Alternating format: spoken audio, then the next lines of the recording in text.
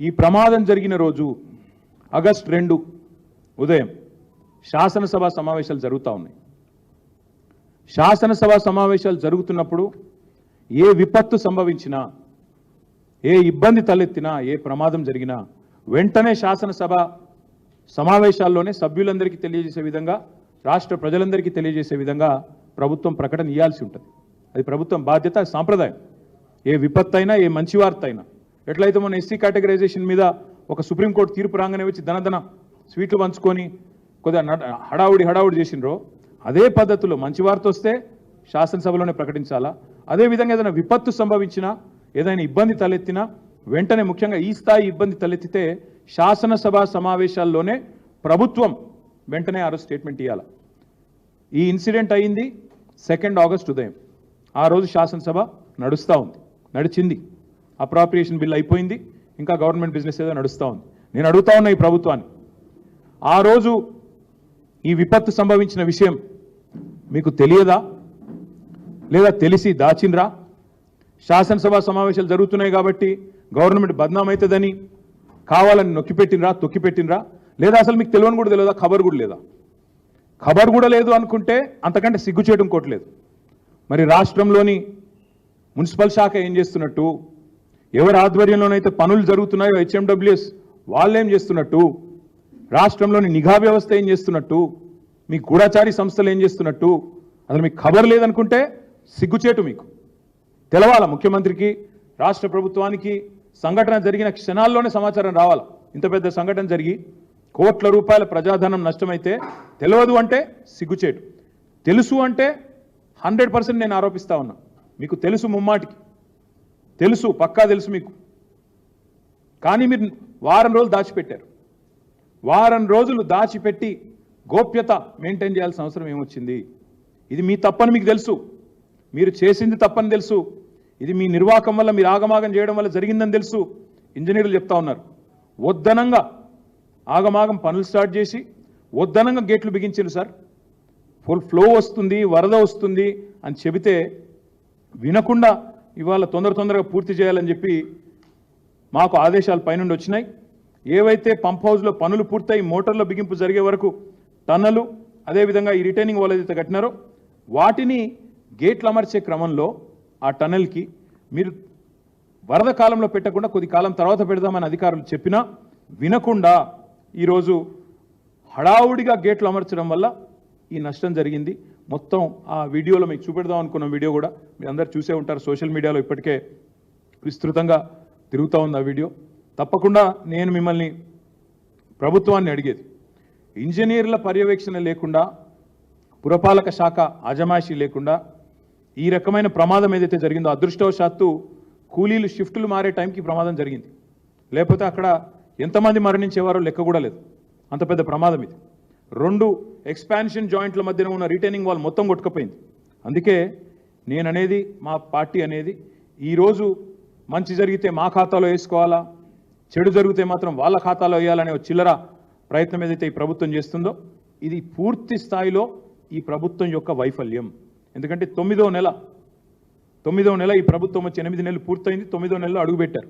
మరి 9 నెలల్లో ఈ ప్రభుత్వం ఈ ప్రాజెక్టును పర్యవేక్షించకుండా, ఏం జరుగుతుందో తెలుసుకోకుండా, కనీసం పట్టించుకోకుండా, మున్సిపల్ శాఖ మంత్రి లేకపోవడం వల్ల, ప్రత్యక్ష పర్యవేక్షణ లేకపోవడం వల్ల, అక్కడ అధికారుల మీద అజమాయిషీ లేకపోవడం వల్ల ఈ రకంగా ఈ లీకేజీ ద్వారా ఒత్తిడి పెరిగి మొత్తంగా ఈ ప్రమాదం జరిగిందని చెప్పి వాళ్ళ అధికారులు చెప్తా ఉన్నారు. ఒక్క మాట మాత్రం పక్కాగా చెప్పాలా, ఇది 100% this is the failure of the chief minister. ఇందులో ఎవరి ఫెయిల్యూర్ కాదు.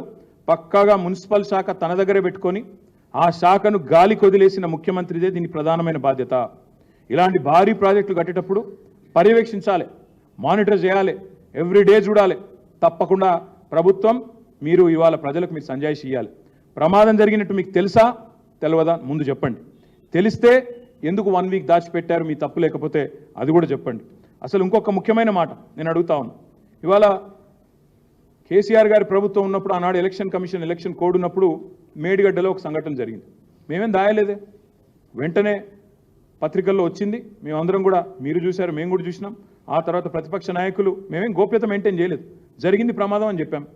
అప్పుడు ఎలక్షన్ కోడ్ ఉండే, ఎలక్షన్ కమిషన్ కంట్రోల్లో ఉండే, వాళ్ళు బాధ్యత తీసుకున్నారు, అధికారులు చూశారు, వెంటనే ఏజెన్సీ కూడా స్పందించింది, ఎల్ఎన్టీ ముందుకొచ్చింది, అధికారికంగా అదే రోజు రాత్రి ఘటన జరిగిన కొన్ని గంటల్లోనే ఎల్ఎన్టీ స్టేట్మెంట్ ఇచ్చింది. ఏమని? మొత్తం నష్టం జరిగింది, మళ్ళీ మేమే లోపాలు సరిదిద్దుతాం, ప్రజల మీద భారం పడకుండా మళ్ళీ దాన్ని రెక్టిఫై చేస్తామని కూడా చెప్పారు. మాకు చిత్తశుద్ధి ఉంది కాబట్టి, మాకు దాచాల్సిన అవసరం లేదు కాబట్టి, సీక్రెసీ మెయింటైన్ చేయాల్సిన అవసరం లేదు కాబట్టి మేము ఆనాడు ప్రభుత్వంలో ఉండి కూడా అలాంటి ప్రమాదం జరిగినప్పుడు ముందుకొచ్చి చెప్పాం, గంటల్లోనే వివరాలు బయటకు వచ్చినాయి. కానీ ఈరోజు ఈ ప్రభుత్వం మరి ఎందుకు సుంకిశాల ఘటనను బయటికి రాకుండా వారం రోజులు తొక్కిపెట్టింది? ఈ విషయం బయటికి చెప్పాలి. ముఖ్యమంత్రి హైదరాబాద్లో ఉన్నాడు ఈ ఘటన జరిగినప్పుడు. He was in Hyderabad, he was in Telangana. కానీ ఘటన జరిగిన తర్వాత కూడా 24 గంటల తర్వాత ముఖ్యమంత్రి గారు బలాదూర్ అని చెప్పి ఆయనతో అమెరికా విమానం ఎక్కి వెళ్ళిపోయాడు. అంటే కనీసం పర్యవేక్షణ లేదు, రిపోర్టు లేదు, చూసింది లేదు. పోనీ అక్కడ ఘటనా స్థలానికి పోవడం కాదు, ఇక్కడన్నా కనీసం రివ్యూ చేశారా? కనీసం ప్రజల దృష్టికి తెచ్చారా? ఇదేనా ఒక ప్రభుత్వం వ్యవహరించాల్సిన తీరు? అందుకే మేము డిమాండ్ చేసేది, మరి మీకు చిత్తశుద్ధి ఉంటే ఈ ప్రభుత్వానికి ఏ ఏజెన్సీ అయితే ఈ పనులు చేస్తూ ఉందో, ఏ ఏజెన్సీ అయితే ఈ పనులు చేస్తుందో వెంటనే ఆ ఏజెన్సీని బ్లాక్ లిస్ట్లో పెట్టండి. మీకు చిత్తశుద్ధి ఉంటే ఈ ప్రభుత్వానికి వీఆర్ డిమాండింగ్ వెంటనే బ్లాక్ లిస్ట్లో పెట్టండి. వాళ్ళు మళ్ళీ ఒక వర్క్ కూడా ఈ రాష్ట్రంలో చేయడానికి వీలు లేకుండా ఏ డిపార్ట్మెంట్ అయినా ఇంజనీరింగ్ డిపార్ట్మెంట్ కఠినమైన చర్యలు తీసుకోవాలని చెప్పి మేము డిమాండ్ చేస్తా ఉన్నాం. ఇవాళ ఉప ముఖ్యమంత్రి గారు ఏదో పోతున్నారు సైట్కి అని చెప్పారు. నేను ఉప ముఖ్యమంత్రి గారిని డిమాండ్ చేస్తా ఉన్నా, ఎంతసేపు వేరే వాళ్ళ మీద నిందలు మోపి తప్పించుకుంటామంటే కుదరదు. మీ ప్రభుత్వానికి చిత్తశుద్ధి ఉంటే 9 నెలలు ఈ ప్రాజెక్ట్ని ఎందుకు పక్కకు వారేసిండ్రు? ఎందుకు ప్రమాదం జరిగితే వారం రోజులు దాచిపెట్టినరు? ఎందుకు సోషల్ మీడియా ద్వారా బయటకు వచ్చిన తర్వాత ఎందుకు మీ ప్రభుత్వం ఇవాళ దిద్దుబాటు చర్యల్లో భాగంగా కేసీఆర్ ప్రభుత్వం మీద నిందలేస్తున్నదో చెప్పాలి. నిజంగానే ముఖ్యమంత్రికి నా తెలియకపోతే అది కూడా చెప్తా ఉన్నాను. నిజంగానే ముఖ్యమంత్రికి తెలియదు ఈ రోజు వరకు అనుకుంటే, నిన్నటిదాకా సోషల్ మీడియాలో వచ్చేదాకా అనుకుంటే, మరి ఈయనకు పరిపాలన మీద పట్టుందా? ఆయన డిపార్ట్మెంట్లో తాను పరిపాలిస్తున్న రాష్ట్రంలో ఇంత పెద్ద సంఘటన జరిగితే ముఖ్యమంత్రికి తెలియదు అని కనుక ఉప ముఖ్యమంత్రి చెప్తే అంతకంటే సిగ్గుచేటు ఉంటుందా?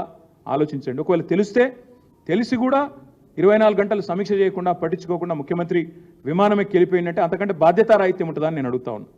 ఈ ప్రాజెక్టు పనుల్లో పర్యవేక్షణ వైఫల్యం, జవాబుదారీతనం లేకపోవడం, మళ్ళీ మీదికెళ్ళి మా మీద దాడి, చిల్లర విమర్శలు, లేకి మాటలు.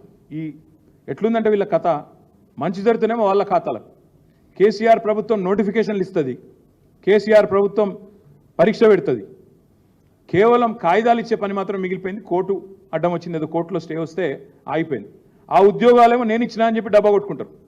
మేమిచ్చిన ఉద్యోగాలను బడ్జెట్లో స్పీచ్లు కొడతారు.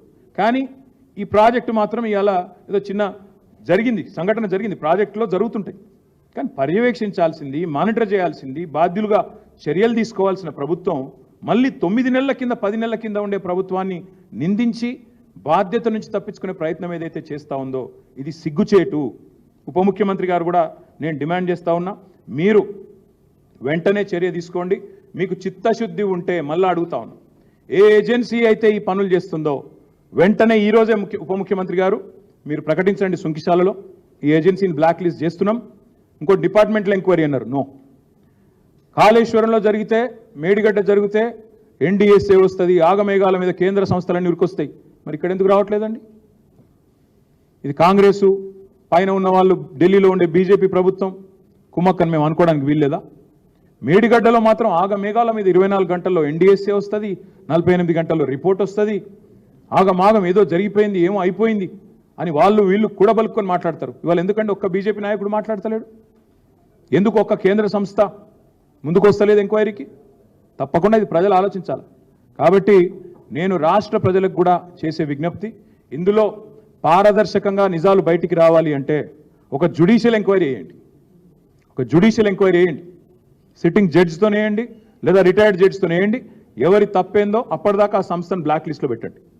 ఏ సంస్థ అయితే నిర్మాణ పనులు చేస్తుందో మీకు చిత్తశుద్ధి ఉంటే ఉప ముఖ్యమంత్రి గారు ఈరోజు సంఘటనా స్థలంలోనే ప్రకటించాలని నేను డిమాండ్ చేస్తా ఉన్నా.